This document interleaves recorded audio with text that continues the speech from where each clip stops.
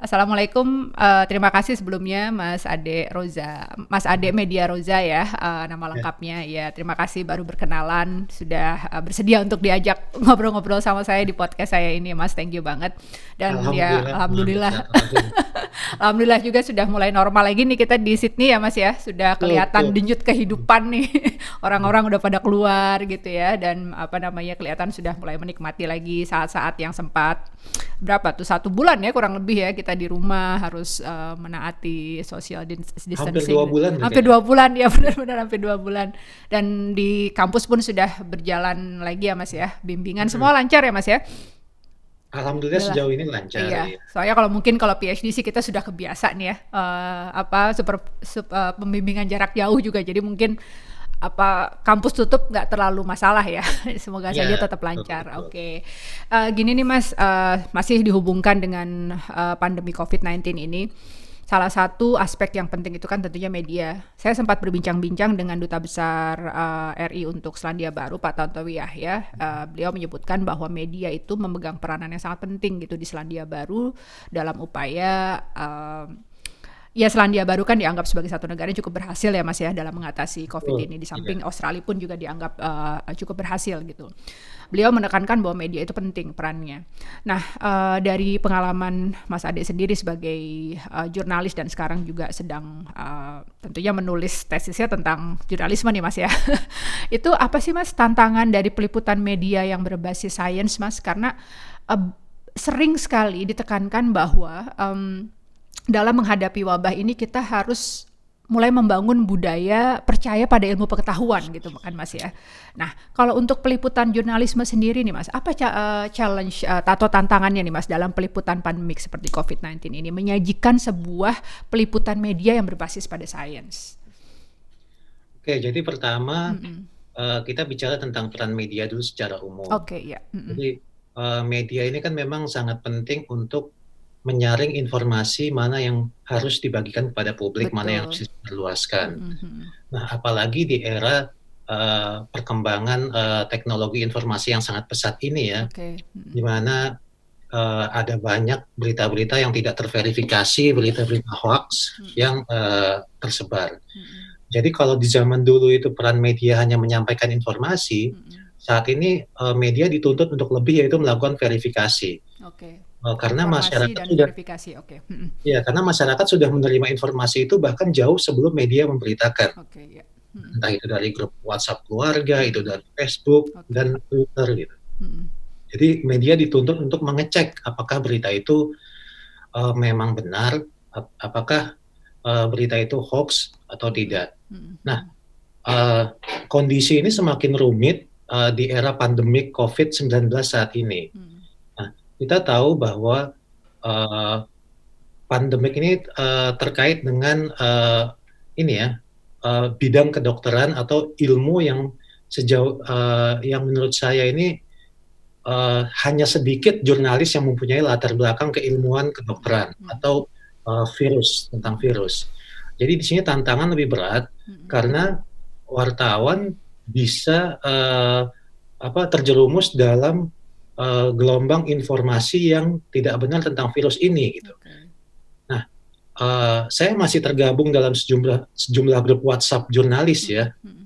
baik itu di Jakarta atau di kantor dan Mm-mm. teman-teman Mm-mm. secara terbatas. Mm-mm. Di situ saya memperhatikan bagaimana jurnalis ini terombang-ambing gitu oleh Mm. pendapat-pendapat yang dia peroleh dari menurut yang dia peroleh dari ahli. Oke. Misalnya jurnalis A mengatakan, COVID ini bisa menyebar lewat droplet. Mm-mm. Tapi jurnalis B bilang, oh tidak, ini Oke. airborne sifatnya, jadi Mm-mm. bisa lewat nafas pun bisa. Oke. Nah, Mm-mm. jadi di sini saya lihat, wah ini bagaimana jurnalis mau menyampaikan hal yang benar ya kalau di Betul. antara mereka masih berdebat. Mm-mm. Karena Mm-mm. memang sejauh pengalaman saya ketika saya bekerja menjadi jurnalis, ketika Mm-mm. saya menjadi editor dan saya merekrut jurnalis-jurnalis muda, Mm-mm. sangat jarang saya lihat jurnalis itu yang punya latar belakang pendidikan di bidang sains ya, Sayang. Oke. bahkan di bidang kedokteran lebih jarang Mm-mm. lagi gitu. Mm-mm. Mm-mm. Jadi ini tantangan yang sangat berat untuk jurnalis. Gitu. Oke. Mm-mm. gitu Oke. Mbak. Tantangan tapi juga mungkin satu opportunity juga ya Mas ya. Jadi semacam apa mungkin kontemplasi lah bahwa Betul, selain ilmu-ilmu jurnalistik ya mungkin seorang wartawan tidak harus juga belajar kedokteran dulu ya jadi dokter dulu untuk betul, jadi betul, wartawan tapi mungkin itu tadi perlu memperdalam pengetahuan tentang sains ya Mas ya khususnya di sini betul, mungkin dalam wabah ini kedokteran supaya itu iya, tadi kan bisa melakukan mhm, fungsi verifikasi selain informasi itu betul. tadi ya Mas ya. Oke. Nah Iya, terus jadi saya mau menambahkan heeh, kembali ke problem, latar belakang mhm, sains yang sangat minim sedikit ya, itu saya berharap jadi jurnalis itu kalau bisa tidak, langsung serta-merta menerima informasi yang itu diklaim dari dokter, itu oke, diklaim dari ahli virus. mhm Nah, mhm, di era sekarang ini ada baiknya kita kembali ke sumber-sumber yang punya otoritas resmi gitu. oke betul, Apakah itu mhm, lembaga Eijkman, iya iya, apakah itu mungkin Kementerian Kesehatan, walau belakangan memang Kementerian Kementerian Kesehatan ini agak agak under fire lah di Indonesia ya, iya agak, iya, kredibilitasnya agak tapi, tetap, ada pegangan, lembaga resmi yang bisa dijadikan rujukan betul gitu. betul betul Mas, iya. Jadi didasarkan pada institusi resmi ya Ya, yang bisa mengeluarkan pendapat secara ilmiah, oke. betul. Tadi Mas Ade sudah sempat singgung juga sih tentang bagaimana di situasi COVID ini kita mendapat informasi yang sangat banyak kan dan itu Betul, berasal baik dari media mainstream maupun non mainstream Mas ya dari sosial media betul. khususnya grup WhatsApp nih ada yang ada jokes Ya, waktu itu di Twitter katanya ibunya bisa dapat PhD karena dalam bidang COVID karena kuliahnya di WhatsApp grup gitu ya karena banyak banget informasinya itu kan dan terus saya dia iri. iya dia broadcast gitu akhirnya dia bisa lah tuh dapat PhD dari WhatsApp grup ini gitu.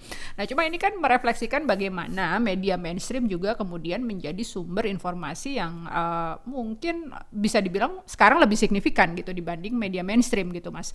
Nah, kalau menurut pengamatan Mas Ade sendiri bagaimana sih proporsi antara akses masyarakat terhadap media mainstream dengan non mainstream ini, Mas? Dan apakah media mainstream masih dianggap lebih baik dalam pemberitaan dibanding media lainnya, Mas? Untuk Nah, tren masyarakat eee nih gimana nih, Mas?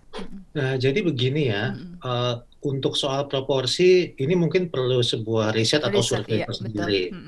Tapi, eee dari kalau kita mengamati secara general saja, memang ada kecenderungan dalam 5 tahun terakhir, kepercayaan terhadap media, mainstream ini agak terkikis ya, Oke. meskipun, kalau menurut riset Edelman beberapa, kalau nggak salah 2 tahun yang sorry setahun yang lalu, ada kenaikan sekitar 4% dari 60 ke 65 kalau nggak salah, Oke. 60 atau ke 64%.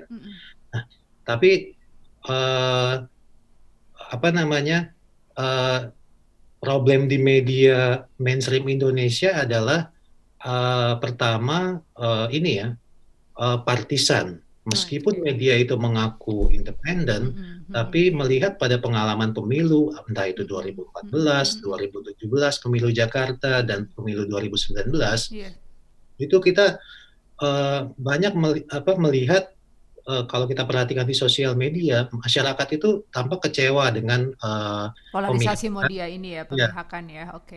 pemihakan yang, dilakukan oleh pemilik media gitu, atau Mhm Surya mhm Paloh, mhm. kita tahu juga Haritanu dan juga Abu Mhm. Rizal Bakri gitu. Mhm mhm. Nah, sedikit banyaknya pemihakan ini, berdampak pada, kepercayaan yang menurun dan kemudian publik mencari Ya, alternatif betul. saluran informasi. Nah, Mhm di mhm. sinilah sosial media yang booming seolah-olah mengambil alih peran media itu gitu. Oke. Mhm Nah, mhm mhm. misalnya dalam sebuah grup WhatsApp, di grup WhatsApp keluarga saya, selalu menyampaikan ke saudara-saudara saya supaya, eee, cek dulu di media mainstream sebelum Mhm percaya. mhm Tapi dia mhm. bilang, "Enggak, saya lebih percaya ke grup WhatsApp, eee, kelompok 213," misalnya Heeh gitu. heeh heeh, oke, Ini kan heeh. ini kan nggak benar gitu. Betul Jadi, betul. Mhm mhm. menurut saya terutama, di masyarakat yang tingkat literasinya masih rendah, Mhm mhm. sosial media memang jauh lebih dalam penetrasinya. Mhm mhm. Karena apa, masyarakat Indonesia itu kan sifatnya guyup ya, Iya. dia lebih percaya pada teman, pada saudara yang Mhm. sudah dia kenal gitu. Mhm mhm. Apapun isi informasinya, kalau yang menyampaikan berita itu dia kenal, meskipun itu cuma forward-an, dia akan percaya dan dia akan forward lagi gitu. Oke oke. Ya. Nah, jadi di sini, problemnya itu pertama pemihakan media, Mhm. kedua soal tingkat literasi yang masih Iya ya. terbilang rendah di Oke. Indonesia, Oke oke.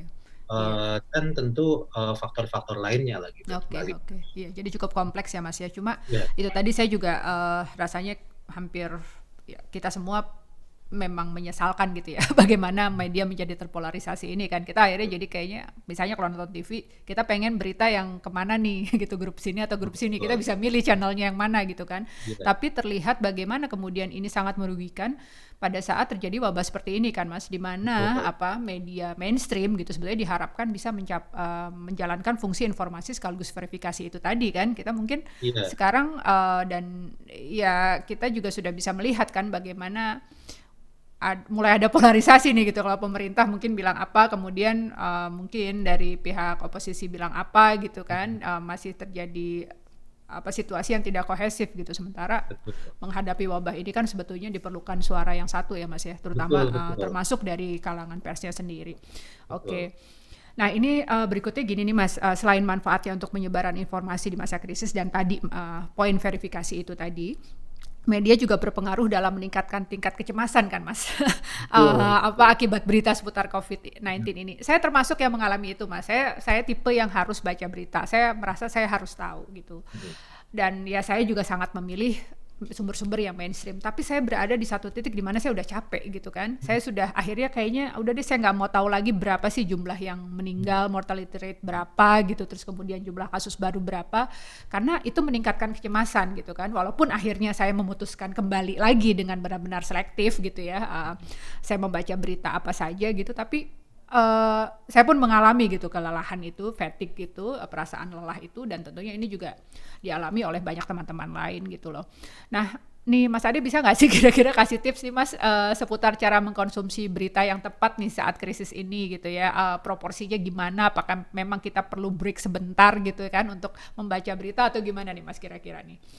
Jadi kalau saya lihat sebenarnya problemnya Mhm. bukan, kapan kita membaca media mainstream ya, Oke. problemnya saya Mhm. kira adalah bagaimana kita mengendalikan diri untuk, mengurangi, membuka sosial media gitu. Oke. Ini Mhm. kan semua link-link berita, link Mhm. informasi itu masuknya di grup WhatsApp, di Twitter, Mhm di mhm. Facebook gitu kan. Mhm mhm mhm. Nah jadi saran saya adalah batasi penggunaan sosial media, mungkin Oke. cukuplah kalau perlu ngecek Twitter itu ya, eee, pagi atau mungkin malam menjelang tidur, tapi nggak usah terus update. Ini kan Mhm. terus timeline itu di-refresh terus kan biasanya Iya. teman-teman itu. Mhm mhm. Kemudian juga, eee, di Instagram juga begitu, bolak-balik di-refresh, Facebook dan Mhm sebagainya. mhm mhm Nah, mhm. eee, ada baiknya mungkin kalau kalau memang tidak bisa mengurangi secara drastis, ya cukuplah sehari itu satu atau 2 kali, pagi atau menjelang malam gitu, Oke. untuk Mhm. mengecek sosial media. Mhm mhm. Kalau bisa sehari 2 kali, tapi di samping itu sebaiknya tetap, kita, punya referensi media mainstream, apakah itu kita subscribe ke satu media, Iya. misalnya kalau di Indonesia itu ada Kompas, ada Tempo, atau Mhm. media-media lainnya yang memang kita anggap kredibel sebagai Mhm. media mainstream. Mhm mhm mhm. Jadi memang kalau kita terus dihujani oleh informasi yang tiap sebentar kan ada berita di Inggris korban Iya. bertambah, di Mhm. Amerika ternyata semakin tinggi, Mhm kemudian mhm. yang terbaru di Surabaya penambahan kasus Mhm positif mhm. semakin tinggi. Ini kan kita lama-lama bisa stres sendiri gitu. Iya, betul. Mhm mhm Meskipun mhm. memang penting kita tahu untuk meningkatkan kewaspadaan kita, Iya. tapi juga kalau Mhm. berlebihan ini bisa berdampak psikologis juga terhadap kita gitu. Mhm mhm mhm. Jadi cukuplah akses satu atau 2 media Media. outlet Oke. untuk sumber informasi dan kurangi, refresh, sosial media gitu. Oke. Mhm mhm mhm. Kalau bisa mungkin di-uninstall dululah selama Covid ini salah satunya. Saya kira yang agak berbahaya nih Twitter ya, karena Twitter ini kan sangat cepat nih, Betul. eee, apa namanya, informasinya, apalagi kalau kita follow banyak orang gitu, Mhm semakin mhm follow mhm banyak orang mhm. semakin berlimpah itu informasi yang kita terima kan. Oke, iya iya. Jadi itu tadi ya Mas ya, bahwa kita batasi penggunaan media non Sos non mainstream ya, sosial media. sosial media dan juga untuk media mainstream kita juga mungkin limit ya ke satu atau dua Iya, media betul. outlet aja, Juga. karena memang bagaimanapun kita harus tetap well informed ya di masa Iya, COVID ini. betul. Kalau ya kan kalau kita ketinggalan tentunya kan kita juga itu Iya, tidak apa kita perlu juga kan update tentang bagaimana penanganannya, kemudian apa yang iya, harus kita lakukan gitu loh. Karena iya, ini juga sih Mas apa eh, kayak misalnya kita alami sendiri gitu ya di Australia ini bagaimana misalnya peraturan kan berubah gitu ya per 1 betul. Mei apa Iya, gitu kan nanti ada lagi gitu kan iya, 2 minggu kemudian apa, tapi saya perhatikan di sini persnya tuh suka membuat semacam infografik ya, itu kan ini salah satu kekuatan kata data gitu, misalnya kan orang mungkin kan lebih mudah gitu untuk mendigest mhm, huruf-huruf yang besar gitu kan yang iya, dengan bahasa-bahasa yang singkat dan sederhana. Nah, saya pikir mungkin itu juga perlu ditingkatkan oleh media kali ya Mas ya, karena kita kan betul. kadang capek gitu baca berita reportase yang lumayan panjang dan itu Ya, tadi isunya saja gitu. membawa kecemasan, atau misalnya ini Mas saya perhatikan kayak misalnya Pergub gitu atau PP pemerintah yang beredarnya itu kan versi aslinya tuh yang Betul. pakai kop Iya, kop Garuda itu gitu ya, burung Garuda dengan lembaran-lembaran yang panjang gitu dengan bahasa yang panjang, dan orang kan masyarakat juga males gitu bacanya kan betul, betul. capek. Jadi mungkin itu juga kali ya Mas ya, perlu juga gitu intervensi media di sini membuat tampilan-tampilan yang lebih interaktif, yang lebih atraktif gitu ya untuk bisa Mhm, dibaca. Mungkin kayak Tirto sih mereka kuat ya di betul, infografis ya betul, Mas ya. iya. Mungkin perlu lebih diperbanyak supaya masyarakat juga lebih paham gitu di sini tentang batasan-batasan apa yang harus dilakukan, yang boleh apa sih, yang nggak boleh apa sih gitu kan. Terutama Iya, iya. sekarang ini nih kita kan lihat aduh PSBB kayaknya sudah mulai di apa diignore ya, masyarakat sudah mulai rame lagi nih ke pasar beli beli Mhm, baju gitu iya, ya. iya. Jadi saya pikir mungkin itu kali Mas ya, komunikasi publik itu karena saya yakin masyarakat sipil pun terbantu sih kalau misalnya ada infografis-infografis yang jelas untuk dibagikan ke RW lah atau RT gitu Betul, kan, nih betul, kayak gini iya. nih yang nggak boleh apa nih Bu, yang boleh apa nih Bu, kenapa sih kalau nggak boleh itu, kenapa sih kalau boleh Mhm, itu gitu ya Mas ya. iya, betul, Mungkin betul. seperti itu. Dan Oke. terutama yang Mm-mm. penting di sini perannya teman-teman jurnalis di daerah ya. Oh betul Karena kan betul, iya iya. Mm-mm. PSBB ini kan Mm-mm. berbeda-beda di setiap Betul di daerah tiap kan. daerah betul Mas. Mm-mm. Karena nggak mungkin misalnya Kompas atau Tempo memuat semua kan. Mm-mm. Mm-mm. Jadi Mm-mm. teman-teman daerah ini menjadi garda terdepan dan Betul. ya mereka memang dituntut untuk memberitakan dengan lebih menarik, dengan Mm-mm. Mm-mm. apakah itu infografik, dan kalaupun tulisan juga tulisan yang tidak membosankan, Mm-mm. Mm-mm. nggak cuma sekedar apa, eee, merekam ucapan narasumber kemudian diketik ulang. Iya Apalagi iya. kita tahu kan narasumber kita terutama para pejabat ini bahasanya sangat formal Betul betul. dan sangat sulit dimengerti gitu kan, Iya semakin iya. Oleh berarti kan pejabat ini kesannya semakin keren gitu kan. semakin susah dimengerti semakin keren ya. Padahal Betul. masyarakat makin nggak ngerti gitu dia Nah ngomonginnya itu. apa gitu ya. Iya oke. Eh, Kemudian tadi masih terkait juga sih dengan pertanyaan sebelumnya nih Mas. Dari sisi media nih Mas ya, bagaimana sih cara membuat keseimbangan antara memberikan fakta dan data ya? Karena itu kan tadi penting tentang informasi dan verifikasi. Tapi tidak bisa dihindari juga, itu menimbulkan kegelisahan dan kepanikan kan. Kita lihat angka yang terus naik gitu kan, itu kan kita gelisah gitu. Tapi perlu juga memberitakan hal positif gitu kan, dan pesan-pesan yang membangun semangat. Walaupun bukan juga toxic positivity gitu ya, ya kalau memang Iya nggak betul. seperti ini kondisinya nggak bagus ya jangan diberitakan, tapi kan tetap ya Mas at some point masyarakat butuh butuh hal-hal yang apa yang membesarkan hati gitu, oh ternyata ada yang sembuh loh, banyak loh gitu kan, oh ternyata kalau kita bisa taat sampai batas ini kita bisa loh kemudian kembali ke masa-masa yang dulu lah ya, melakukan hal-hal yang kita sukai gitu. Itu gimana nih Mas cara cara balancingnya nih gitu kalau dari kalangan teman-teman pers Ini sendiri. memang agak membingungkan ya. Jadi eh, kan ada gium lama bad news is Mm-mm. good news Nah gitu ya. itu tadi Kalau angka kematian tinggi itu nilai beritanya tinggi tinggi ya. gitu kan. Oke. Pertama begini, kecemasan itu tetap perlu dijaga ya artinya Mm-mm. supaya kita nggak lengah gitu kan. Betul ya. Mm-mm. Jangan sampai ya tadi seperti Mbak Lia bilang itu toxic apa Positivity. positivity gitu Mm-mm. kan. Mm-mm. Ditanya yang positif aja teruskan itu nggak bagus juga. Mm-mm. Tapi juga di sisi lain, media juga perlu menyeimbangkan berita yang membuat kecemasan itu dengan solusi gitu. Solusi itu artinya dengan memberitahu apa yang harus dilakukan oleh masyarakat. Jadi Oke. ketika angka kematian tinggi, kemudian penularan sangat mudah, Mhm. perlu juga ditegaskan bahwa penularan ini bisa dicegah Mhm. dengan cara apa gitu. Nah, itu di-highlight gitu. Jadi Oke. ketika satu berita headline isinya sangat mencemaskan, tapi diimbangi juga dengan berita-berita yang sifatnya memberi arahan kepada publik, kepada Mhm. masyarakat, Mhm apakah mhm. itu guidelines, apakah infografik untuk menjelaskan soal social distancing, Oke. Mhm. apakah itu misalnya cara berbelanja ke pasar yang Betul. Mhm. sehat dan lain Mhm mhm mhm sebagainya gitu. mhm mhm. Jadi tetap ada keseimbangan dan nggak semata-mata memang menyebar ketakutan aja gitu. Mhm mhm mhm.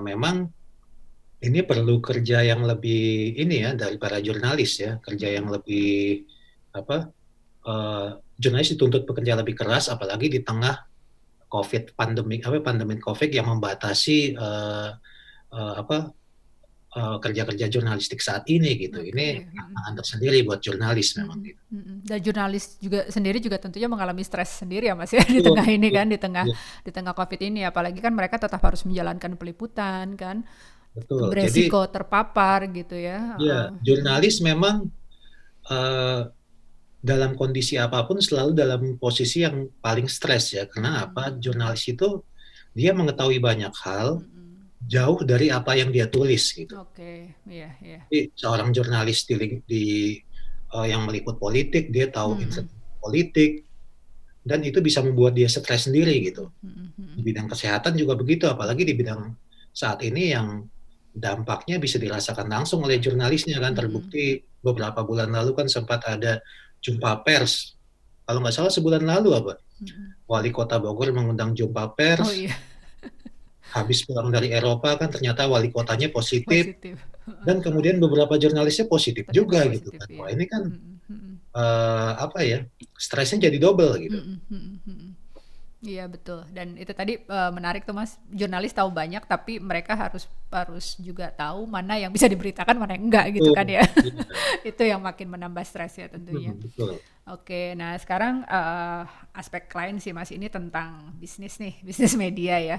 Eee, nah tren berdiamnya orang di rumah itu ya, stay at home, dengan tagar di rumah aja, itu kan memang ya itu tadi meningkatkan, waktu orang untuk baca berita kan Mas, orang lebih punya Betul banyak betul. waktu untuk, Mhm, lihat TV, baca koran gitu, atau, membaca berita online gitu loh. Nah ini, tren ini ya, tren di mana orang lebih banyak tinggal di rumah, itu apakah menjadi peluang bagi meningkatnya pendapatan bisnis media, Mas? Atau malah ada aspek lain yang justru mengurangi pendapatan perusahaan media karena keterbatasan yang ditimbulkan oleh Covid ini? nah, yang saya lihat dari, pandemi Covid ini dampaknya negatif ya terhadap media Oh, lebih ya. banyak negatif ya, Mas, ya? Oke, Iya, mhm. karena, seminggu lalu misalnya, kalau Mbak Lia pernah Mhm sempat mhm. membaca berita dari Indonesia Mhm. bahwa Dewan Pers, AJI, PWI, dan Mhm. organisasi pekerja pers lainnya mereka Mhm. mengajukan, apa, stimulus, kepada Oke. pemerintah. Jadi Mhm. meminta stimulus. Stimulus itu Oke. dalam bentuk apa? Dalam bentuk misalnya, salah satunya adalah pengurangan biaya Pajak. listrik, Oh, biaya listrik, oke. kemudian pengurangan apa, pajak Pajak. kertas, Mhm mhm mhm. dan juga tentu pajak pendapatan Mhm perusahaan. mhm mhm. Nah, ini menunjukkan bahwa pandemik ini memang, impact-nya dirasakan langsung oleh jurnalis karena apa, media ini kan salah satu sumber pemasukannya adalah Iklan ya? iklan dari, perusahaan ya. Mhm. Nah, kita tahu perusahaan saat ini Mmm. sedang mengetatkan ikat pinggang karena Oke. merumahkan karyawan Mhm bahkan, mhm. dan pasti hal yang dipotong terlebih dahulu adalah biaya iklan gitu. Mhm mhm. Nah, kemudian, sebulan lalu Aliansi Jurnalis Indonesia misalnya melaporkan sudah ada 26 jurnalis yang di-PHK, Di-PHK, oke. Mhm. sudah ada laporan juga pemotongan gaji Mhm. dan juga, THR yang, dibatalkan. Mhm Ini mhm. hal-hal yang memang, Mmm. sangat jadi saya ingin mengatakan, pandemi Covid-19 ini juga masa suram bagi jurnalisme Bagi Indonesia. jurnalisme, oke. Mhm.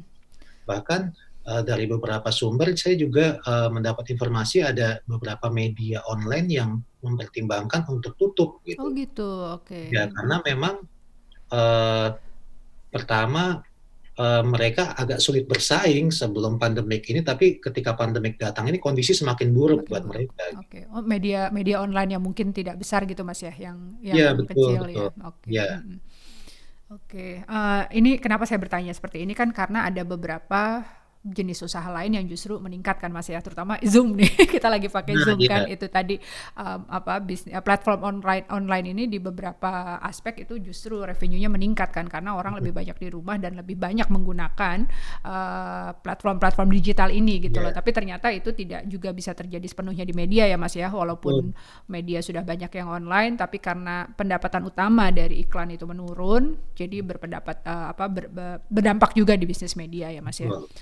Oke, dan tentunya peran dari serikat ya seperti AJI gitu ya, ini penting ya Mas ya untuk kemudian bisa Betul. memperjuangkan kesejahteraan para wartawan di tengah krisis ini gitu. Karena rasanya memang ini multidimensi ya Mas ya, hampir Iya semua aspek ini iya kena gitu. iya, Iya. jadi kan, kalau nggak salah, beberapa waktu lalu saya mendengar kutipan Jack Ma gitu ya kan, Mm-mm. apa, pengusaha digital Cina Ya. dia bilang Mm-mm. bahwa saat ini adalah bukan saat untuk tumbuh bagi perusahaan gitu, inilah Oke. saat untuk bertahan gitu. Oke, Bisa survive hidup ya. saja sudah bisa survive saja sudah Udah bagus gitu. bagus, oke. Oke. Mas, saya boleh balik pertanyaan pertama lagi nggak, Mas? Boleh Jadi boleh. agak masih penasaran nih tentang itu tadi media yang peliputan media berbasis sains ya, Mas ya. Karena tadi Mas Ade bilang bahwa sangat kurang gitu background pengetahuan dari jurnalis untuk masalah kedokteran.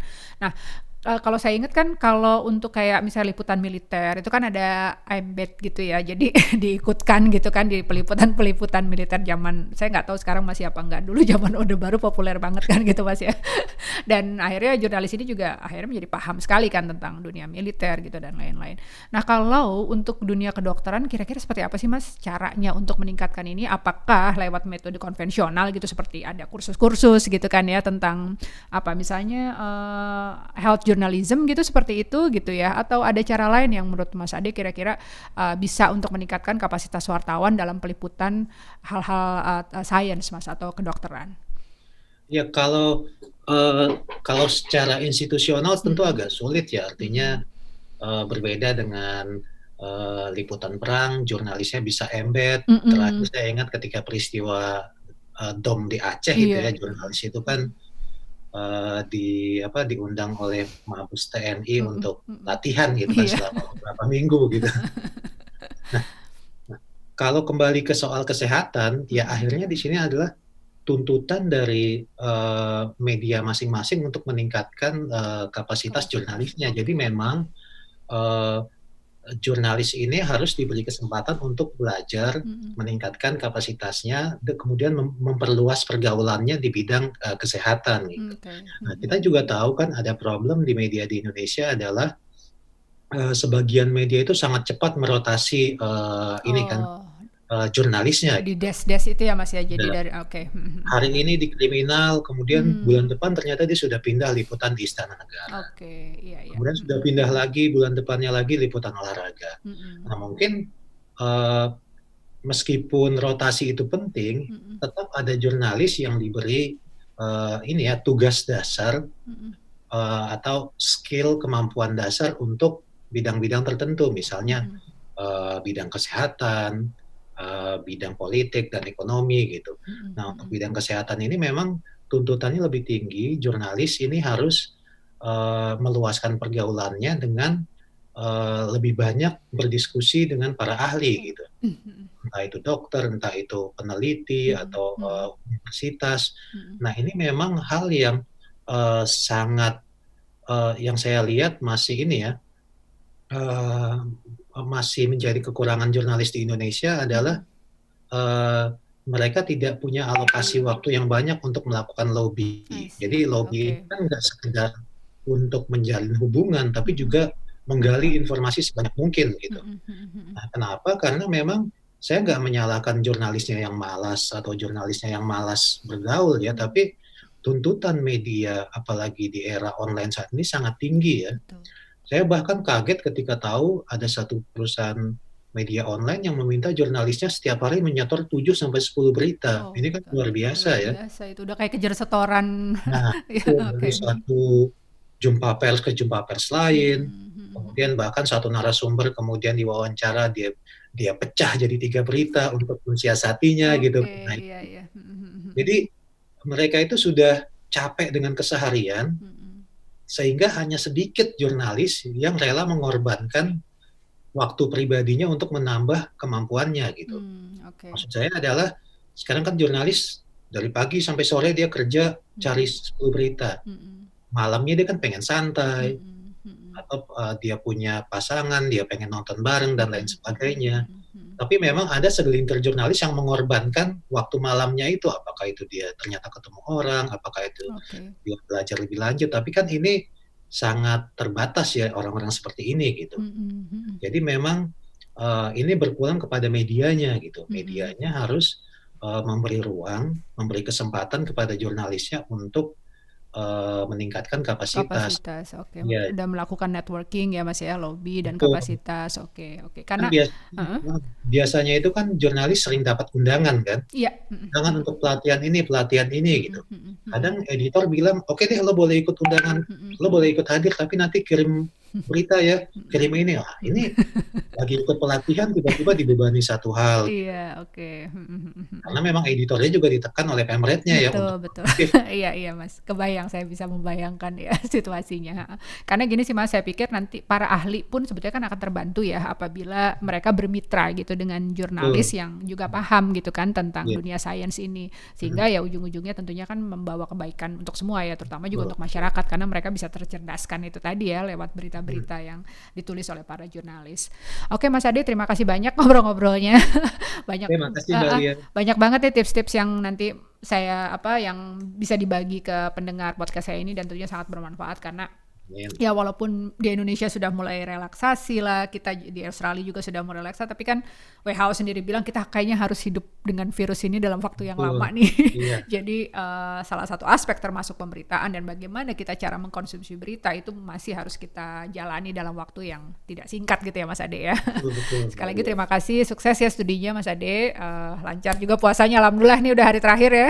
Alhamdulillah. Mudah-mudahan Kan besok masih puasa kan? oh besok masih? Saya Dia dapat info katanya hari Minggu dari apa, Konsul Muslim Australia. oh gitu, di Australia jadi lebih lambat nih daripada di Indonesia. Tapi Indonesia juga belum sidang isbat sih, bisa jadi Oh mungkin di Indonesia akhirnya kemungkinan besok ya? oh sudah besok ya, sudah pasti besok ya Indonesia sepertinya. Belum tahu apakah kemungkinan besok ya? Kemungkinan besok, cuma nggak tahu sih belum sidang isbat nih. Oh jadi belum ini nih ya, mungkin bisa jadi Minggu kita lebaran ya Mas Ade ya. Nah, iya, Oke, tapi alhamdulillah ya kita bisa menunaikan puasa di tengah wabah ini ya alhamdulillah, dengan iya. lancar. Oke, sekali lagi terima kasih, sukses ya studinya Mas Ade. Sehat selalu, salam sehat. Terima kasih banyak. Assalamualaikum warahmatullahi wabarakatuh. Terima kasih banyak Mbak Lia. Wassalamualaikum warahmatullahi. Kapan-kapan kita ketemuan dari Mas ya, kita ngobrol Ya lebih banyak. mudah-mudahan, Mungkin sama teman-teman dari UTS juga nanti bisa ngobrol-ngobrol. ya Oke. mudah-mudahan bisa segera ketemu Mbak Iya, Lia. oke. Thank Ya, you Mas. Ya, assalamualaikum. waalaikumsalam.